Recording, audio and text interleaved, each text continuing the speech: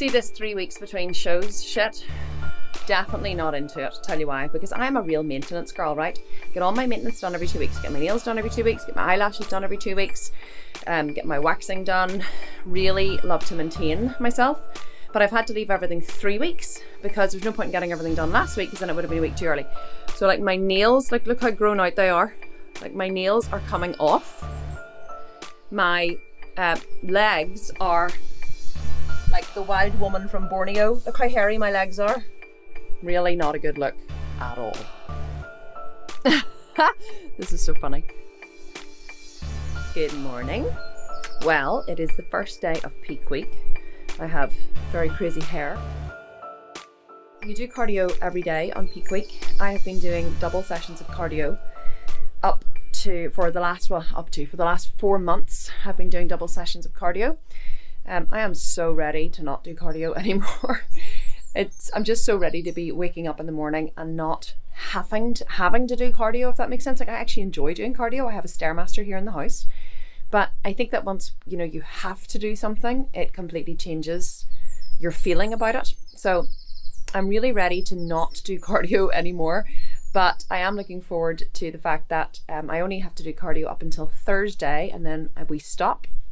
Because what you want to do is make sure that you're not taxing your legs in any way. We don't actually train legs at all this week because you want all of the little micro tears in your legs to completely heal so that you have definition in your legs whenever you stand on stage. Because quite often what happens is whenever you have trained your legs, they become swollen while the muscle fibers repair, and that makes them kind of that look full on stage but not defined. And so you want to have definition on stage, which is why we don't train legs.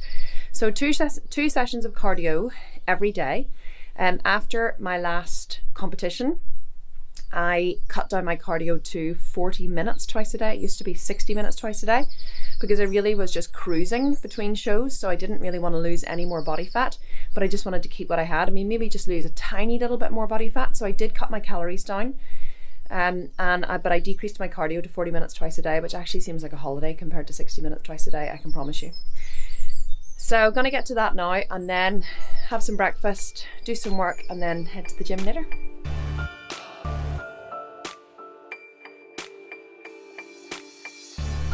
Ta-da! Is the STAIRMASTER. I love the STAIRMASTER for cardio because people ask me this all the time. They're like, oh, will the STAIRMASTER build me some really good, you know, glutes? Will it make my legs bulky? And I'm like, no, people. You can't build muscle on a STAIRMASTER. You need big weights and resistance to build muscle. The STAIRMASTER will burn fat. It will not build muscle, and it will not sculpt your booty or your legs, and it will not make them bulky. Cardio is for burning fat. The gym is for building muscle. Don't confuse the two. The reason why I love the STAIRMASTER for cardio is because you need to lift your knees up. So whenever you're lifting your knees up to step, you're actually pumping more blood around the body. So for me, it's the best form of cardio because I sweat like crazy on it and I burn loads and loads of fat. Uphill walking outside or on a treadmill is also good, but to be honest, the best form of cardio is the kind of cardio that you are going to do consistently. So if you love to do slow steady cycling, or you love the elliptical machine, or you know, any of those, then all I say is, you know, I don't have any rules about cardio. It's just important that you burn fat and that you're burning calories. So just do whatever cardio works for you if you're looking to achieve fat loss. There's the bud. Have you not been out yet, Mr. Bud? Go and do your wee-wees. Go on. He's so lazy. Like, he hates going out in the morning. I bet you he's just stood at the back door there the whole time. Have you not done your wee-wees? Do you know what I have to do? I have to actually feel his feet. Come here. I have to feel his feet to, now, his feet are completely dry, which means that he basically just stood at the back door and didn't go anywhere. Mr. Bud, you have to go outside and do your wee-wees. Do you hear me? Are you listening to me? Come on, let's go. Come on, buddy, let's go. Come on, go on. Go and do your wee-wees. Go on. Go on. Go. He's such a lazy wee toad. He lies in front of the aga. We have an aga, which is like a big storage cooker, and his bed. He lies there in front of the aga, and like just bakes in the heat. We call it agabathing, we say, but he always agabathes. Whenever I come down in the morning, he's comatose. He's like lying in his bed comatose. So we're like, oh my god, that dog is like in an aga coma. He's so funny, but he has his lazy wee turd. I don't know how he got to be my dog. So what I do in the morning is, on peak week, I only eat 60 grams of carbs per day. It's because I really want to cut down on my carbs so that all of the glycogen leaves the muscle, so the muscles become really flat. So when we carb load at the end of the week, all the glycogen gets pushed into the muscles and they look really full. So I have this great scale. It is Heston Blumenthal. It's Salter, but it's by Heston Blumenthal, and it has two plates that you can weigh on. So I basically just set the saucepan on the scale, turn it on, and then I put in 80 grams of oats. So, oh, actually, this saucepan is dirty, which means that the dishwasher didn't go on last night. That's not good. Okay, so to my oats, I add just enough water to cover them, about that amount. And then I put them here on the hot plate and let them cook and get nice and creamy. So these are starting to cook really well, starting to break down. And then once they have broken down, I'm going to add some protein powder. I keep all my protein powder in here, which is our pantry. I only use the Protein Works protein powder, and I like to cut the tops off, as you can see, because it makes it easy access. So I usually use 1 scoop of vanilla protein powder per 40 grams of oats. So because I have 80 grams of oats in here, which is 60 grams of carbs, I'm going to use 2 scoops. But the secret to making protein oatmeal is to only add the protein once the oats are cooked. If you add the protein before the oats are cooked, they don't break down properly, and it makes it really like gunky. Whereas if you add the protein powder at the end, then it just blends in really, really well and makes it quite delicious. So while that's cooking, I thought I'll show you my supplements. So this is my pill mill. I'm like an old person. I fill this every day. It has 2 weeks worth of supplements in it. So I have Powdarco, which are the brown ones. Powdarco is really good for inflammation in the body.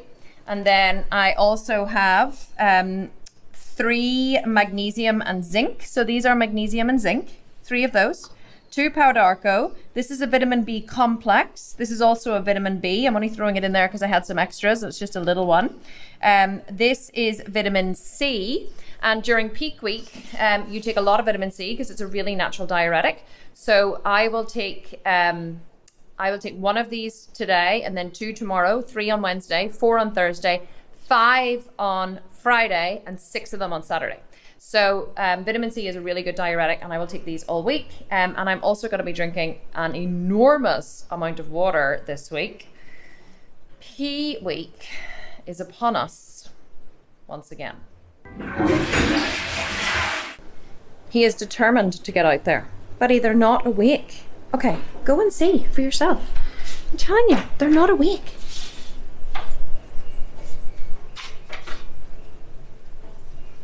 He's off to see are the kids awake. They're not awake. Promise you. Okay, so I'm going to add 2 scoops of protein powder to my oatmeal. Makes it nice and sweet. It means that you don't need any sugar. And I just like to stir it up and then add a little more water to achieve just the right consistency.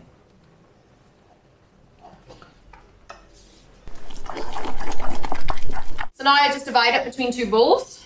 Like I said, I'm going to eat one now and I'm going to eat the other one later. And this is the best way to, you know, measure out your food, is just to prepare it in advance. Work out how many carbs you need, how much protein, how much fat, and always have something sweet and carby like this that's on your diet for whenever you get a craving later in the day. I don't put any sweetener on my breakfast. I just use a little bit of Biomel, which is a dairy-free coconut milk drink with billions of live active cultures. And I also put on a sprinkle of cinnamon, which is really, really good for regulating blood sugar. So some cinnamon, a little bit of Biomel, and we eat. So good. Your life is really quite sad when oatmeal with protein powder and cinnamon is considered a comfort food. I've been sitting working at my desk all morning. After I finish my cardio and I have my breakfast, I come to my office, and I usually work here until about 2 p.m. and then I get ready to go to the gym because I train every day at 3. But you wanted to know what I'm eating for, you know, lunch every day, or what food I'm eating. So I just thought I would show you my lunch. So every day up until 2 days before the show, which this week will be Friday because the show is on a Sunday, I just eat the same things that I eat all the rest of the time during prep. So today this is 125 grams of seitan, which is a very low carb, low fat, high protein vegan option, which is basically just made from vital wheat gluten. So what they do is they wash the gluten out of the grain of wheat to form a pure protein, and then it gets mixed with water, so it makes like a really stretchy dough. And then this is one that I buy from the Asian supermarket, which is dried, and then so you re-soak it. It's dried and roasted. So they, I think they roast it and then they dry it, and then you soak it to rehydrate it, and actually makes it like kind of spongy. It's a really good texture. It's gorgeous because seitan can be very, very, very tough. So I eat this with loads of vegetables. I don't count the carbs from green cruciferous vegetables in my macros. So even though I'm on 60 grams of carbs this week, the only carbs that I count are the starchy carbs from my oatmeal. I don't count the carbs from my vegetables. So this is asparagus, spinach, and broccoli, which has basically been all kind of chopped up and sauteed together in a pan with just a little bit of lemon juice and some fresh garlic and some salt and pepper. So no oil. I never add any oil to my diet during prep, if I can help it. My fat intake this week is probably between 12 and 20 grams a day. It's very, very low. Just whatever fat I get naturally from my food is what's counted. I don't actually even track fat in my macros because I don't actively add it. So what I do is I just track my carbs and my proteins. I multiply my weight in pounds by 1.18 grams to get the amount of protein that I need to eat daily. And I multiply, well, I don't multiply this week because I'm in peak week. I'm only on 60 grams of carbs. Every other week, I multiply it by 0.8. So my weight in pounds, which is about 143 pounds, multiplied by 0.8, and that gives me my carbs for the day. So my carbs are usually very low during prep, but because I eat a huge amount of green cruciferous vegetables, I am getting extra carbs, but I don't count those in my macros because your body really does not utilize, it does not store the fat from these carbs because they're very, very fibrous. So a lot of the fiber just gets passed through your body and made into poop, because that's basically what poop is. It's just fiber and bacteria. So because of your body can't extract energy from fiber because it can't break it down. Fiber cannot be broken down in the intestine. It is passed through. So your body just extracts a small amount of energy from this and then passes the rest through. You're not getting a huge amount of calories because there's loads of fiber in these vegetables. So this is what I'm going to eat Monday to Thursday, and then on Friday and Saturday I'm going to start adding some carbs back in, and that will probably be about 300 grams of carbs a day, just really clean carbs, so oatmeal, rice, that kind of stuff, because you don't want to bloat. And if you start to eat like loads of sugary, crappy carbs, then you can bloat very easily. So just really good carbs. Usually carbs that can be broken down quite quickly in the digestive system, because you don't want to be eating really fibrous carbs that take a long time for the body to break down, because your body has to pass those through into the large colon to break them down, which means that your large colon will ferment them, which is what causes bloating. So you always want carbs that are fast action carbs that are going to be broken down in the small intestine before they're passed through into the large intestine, because a lot of people don't know that that's what causes bloating. It's whenever your body has to ferment food in the large colon that causes a lot of gas. If it is fermented, or if it's broken down in the small intestine, that's where the nutrients are drawn out of it, and that is what stops bloating. So that is my food for the week. And I will keep sharing it with you because I know you're really interested in what I eat. But I'm going to go eat my lunch now, finish up my work, and then I'm going to head to the gym.